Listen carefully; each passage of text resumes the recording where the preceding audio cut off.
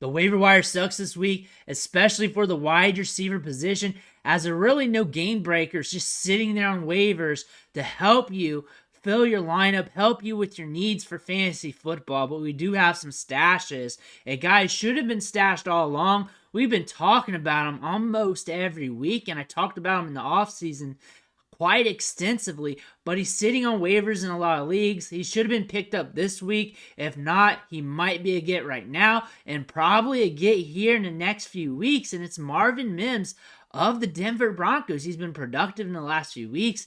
He's got some funny numbers to his name. We're going to cover those, but we need to decide whether we need him or not for fantasy football. But before we do, you need to click that subscribe button right now. Click it with the mouse, tap it with your finger on your phone, whatever you need to do.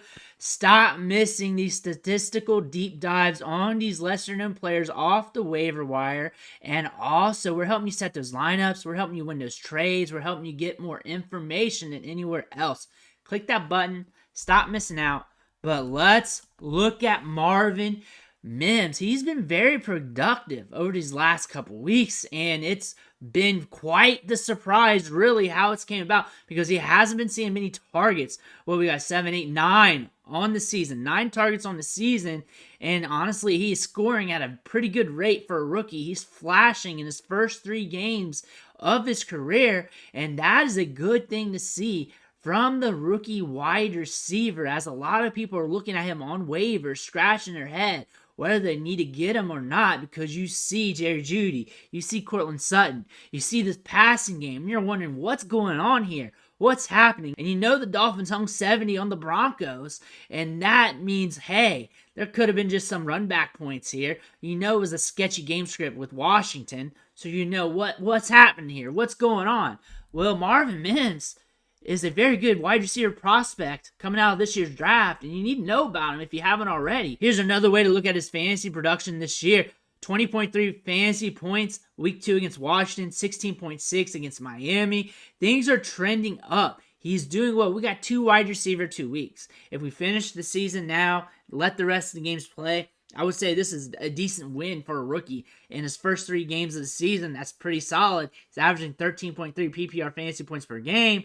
2.9 his first game, pretty big second game, and then a decent game against Miami as well.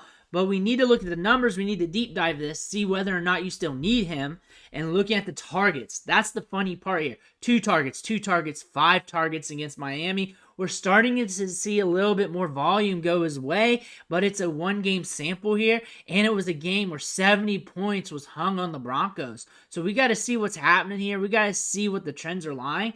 But things are looking kind of crazy here when you look at the air yards. 91 air yards in week 2, 127 in week 3. But that's because he's deep ball city. They sling the ball deep his way. We're talking about a wide receiver who's got 4.3 speed with excellent ball skills. And when he's on the field, he's running 9 routes. He's getting deep. He's running those deeper routes. They're slinging it to him. And those air yards account for something when you can reel them in. When you convert those air yards, those are massive plays for fantasy production. If you miss on them, you got a bust week. You hit on them, you got a big week. That is what we're seeing from Marvin Mims. That's more than likely the outcome for the long term until we start seeing more routes, more opportunity in the offense. Because right now he's seeing just 16 snaps a game, 27 routes on the season. So he was running like 9 routes a game, 22.9% route participation rate. For him to be this productive with this low of work is hard to do. And that's because he's seeing 73 air yards a game. He's matching air yards of somebody who's getting 6, 7, 8 targets a game, but he's getting it on just a handful. Just getting a couple targets here and there, and then you're matching other wide receivers still in air yards because he's getting those deep balls. 3.3 touches a game. Again, the Miami game is trending him up in the volume. We got to see what's going on with that. But again, the workload's kind of low, and that's usually something we don't chase. However, he's got a profile that when you look at it, you can see things ramping up, especially with him being productive this early in his career, because look at the athleticism here. Look at the specs. 4.38, 40-yard dash, good burst score. Speed score is a little light, but he's a smaller wide receiver, so we're going to expect that. Per dominator rating, we got an 18.5 breakout age, so he's very productive. at a young age at the collegiate level, which is good to see.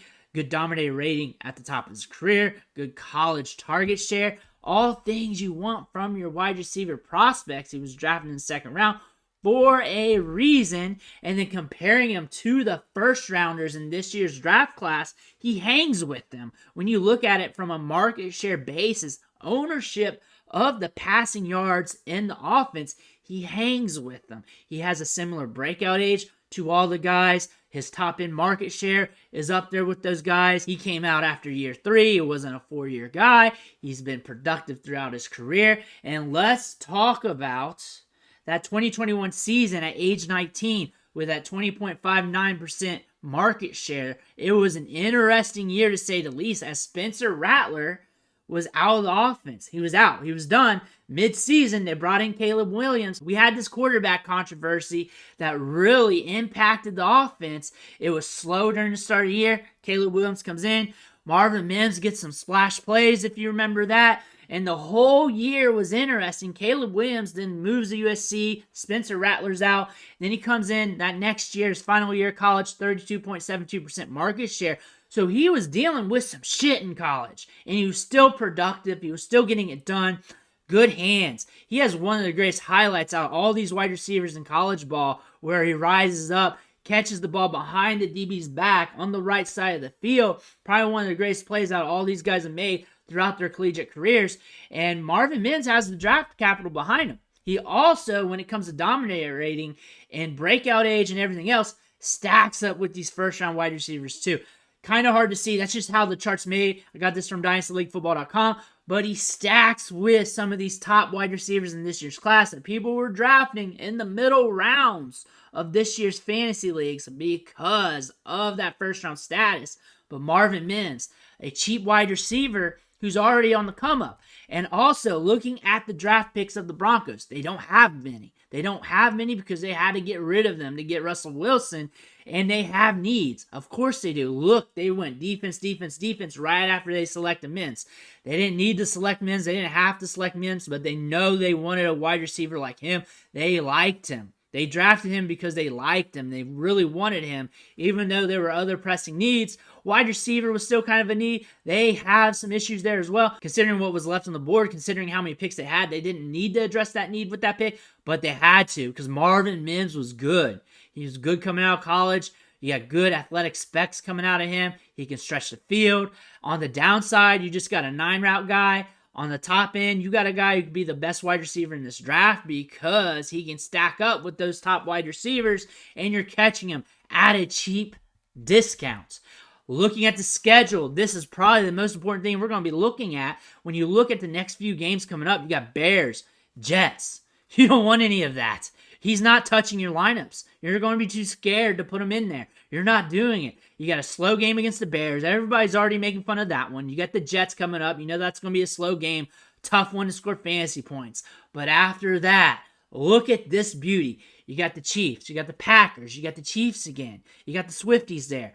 Bye week. Things are getting changed around. They're retooling the offense a little bit, hopefully.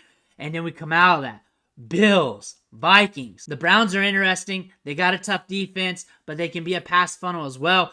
Houston, Chargers, Detroit, maybe the Patriots because they've been in some blow-up games.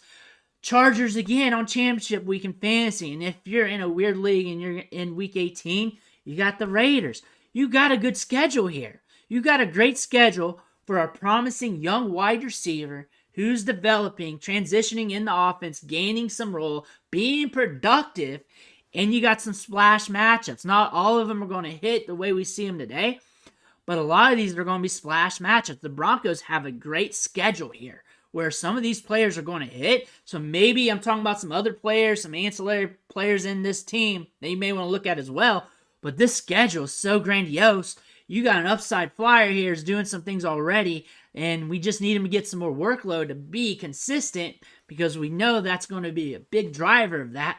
And you got the matchups here to really light the fire. If you can get through weeks 4 and 5, and then you're leading into these matchups, you got a guy you can stream for the rest of the season until he gets more workload. That's a good thing to see. I want a schedule like this for an up-and-coming wide receiver. I want that. That's going to be opportunities. They're going to be throwing the ball in some of these games. They're going to have to push the pace with some of these teams, which is a good thing for Mims here.